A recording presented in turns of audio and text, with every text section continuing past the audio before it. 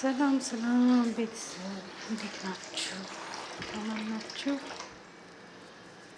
አለሁ እኔ እግዚአብሔር ይመስገን። ክብሩ ይስፋ ለመድኃኔዓለም። ቤተሰብ ደህና ናችሁ? ተጠፋፋን። ሰሞኑን አልተመቸኝም ነበር፣ ለዛ ነው።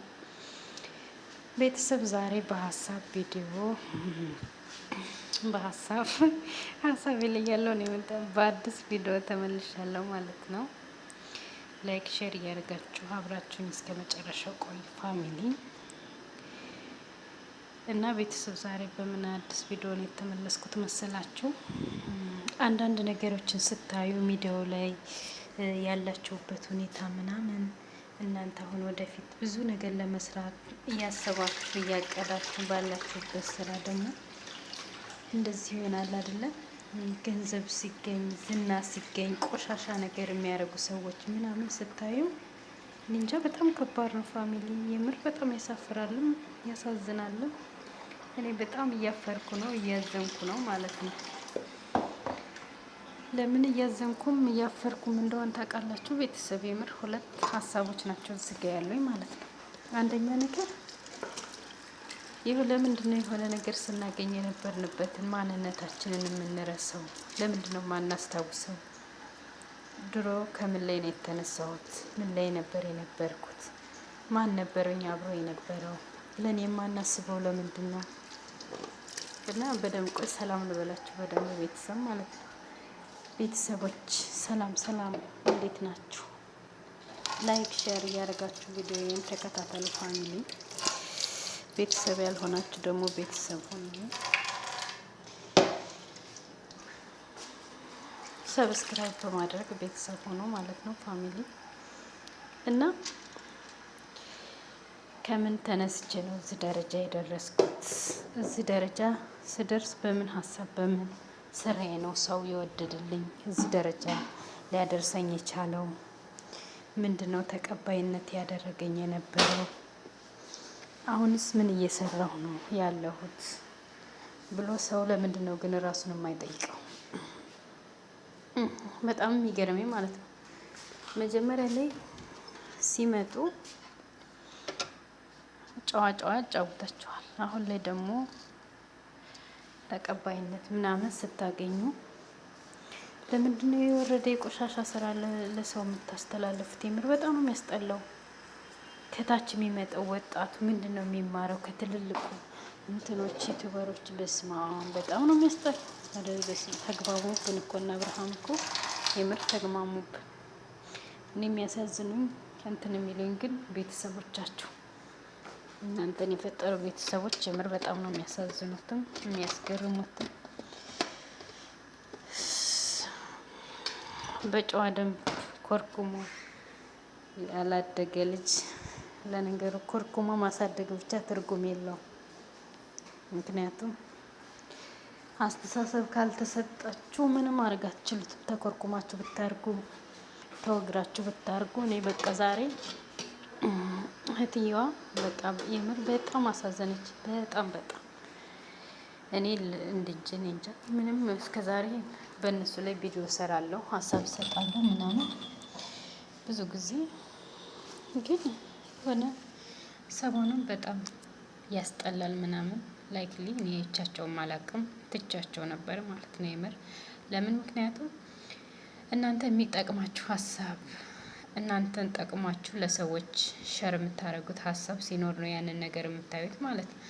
ያ ነገር ደግሞ ለእናንተ ምንም ጥቅም ከሌለው ደግሞ ከዛ ነገር ሰምታችሁ ሸር የማታደርጉት ከሆነ ምንም አይሰራላችሁ መስማቱም ማየቱም ማለት ነው። ምክንያቱም ባሰሙት ይሻላችሁ ጥሩ ነገር ለመቅሰም እንጂ መጥፎ ነገር ለመቅሰም ምንም አይሰራም ማለት ነው።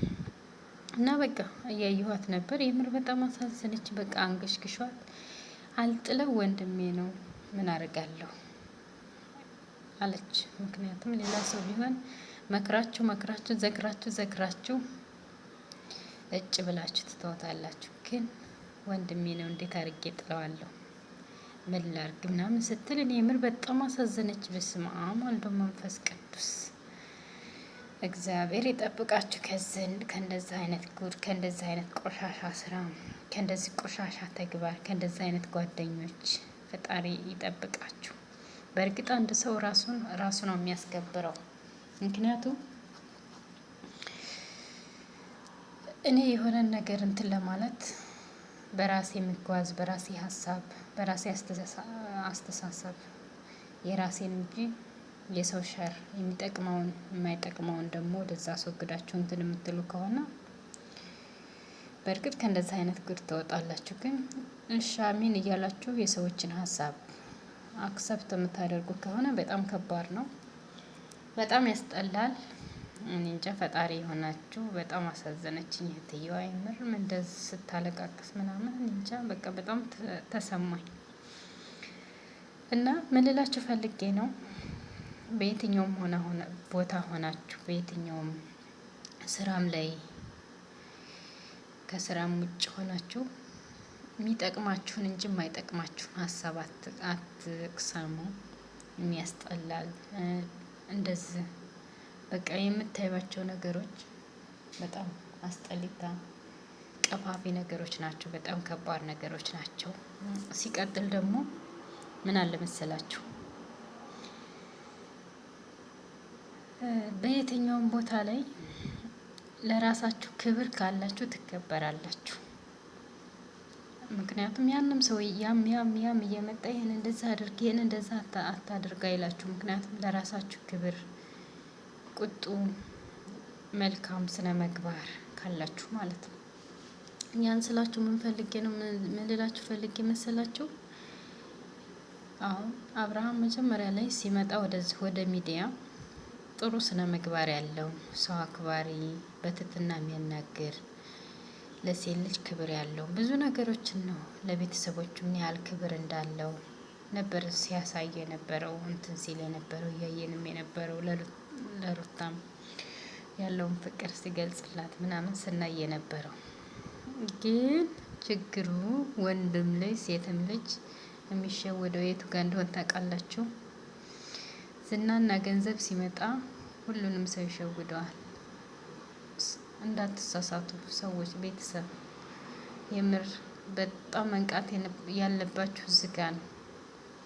ማትወጡት ችግር የምትገቡት የማትወጡት ነገር ውስጥ ተመልሳችሁ ላገግም እንኳን ብላችሁ የማታገግሙበት ነገር ቢኖር ገንዘብ ሲመጣ ሁሉም አለሁ ሲልህ ሌላኛው ሰው ጠልተህ ወደ ሌላኛው ሰው ሲመጣልህ። ምክንያቱም ይሄኛው በማጣት ጊዜ አብሮ ያልነበረ ሰው በርታ እንደዚህ ግፋበት እንደዚህ አድርግ ይልሃል።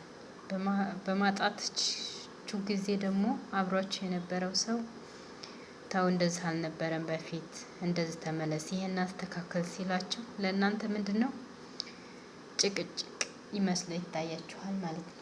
በነገራችን ላይ ያ ሰው ስለሚወዳችሁ ለእናንተ መልካም አስተሳሰብ መልካም ስነ ምግባር ስላለው እንጂ እናንተ መጨቃጨቅ ወይም ደግሞ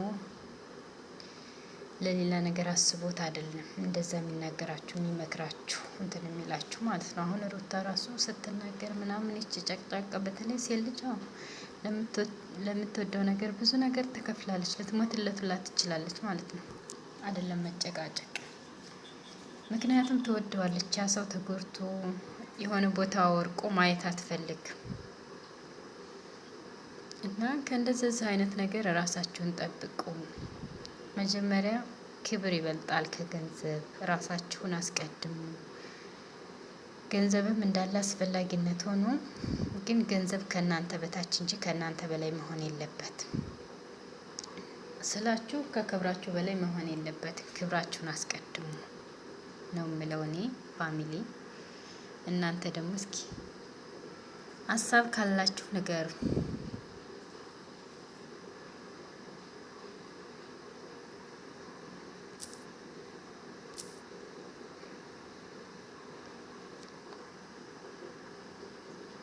እና ባይ ቤተሰብ መልካም ምሽት፣ መልካም ጊዜ። ቪዲዮን እስከ መጨረሻው እዩ። ሀሳብ አስተያየት ካላችሁ ስጡ፣ ይቀበላለሁ። የኔ ወዶች ስለምታበረታቱኝ ብዙ ነገር ስለምታደርጉልኝ ስለ ሁሉም ነገር አመሰግናለሁ። ፋሚሊ በእናንተ ነው እዚህ ደረጃ የደረስኩት። አሁንም ወደፊት በርቺ እያላችሁ አበረታቱኝ እና የዛሬው ሀሳቤ ይሄን ይመስላል። ያው ግን በደንብ አልገለጽኩላችሁም፣ አልተመቸኝም። በነገራችን ላይ ብዙ ለማውራት ከበድ ይላል። ግን በነገራችን ላይ ቆይታችሁ ቪዲዮ ስትሰሩ ትንሽ ይከብዳል ማለት ነው። በዛ ምክንያት ነው እና መልካም ምሽት ቤተሰብ።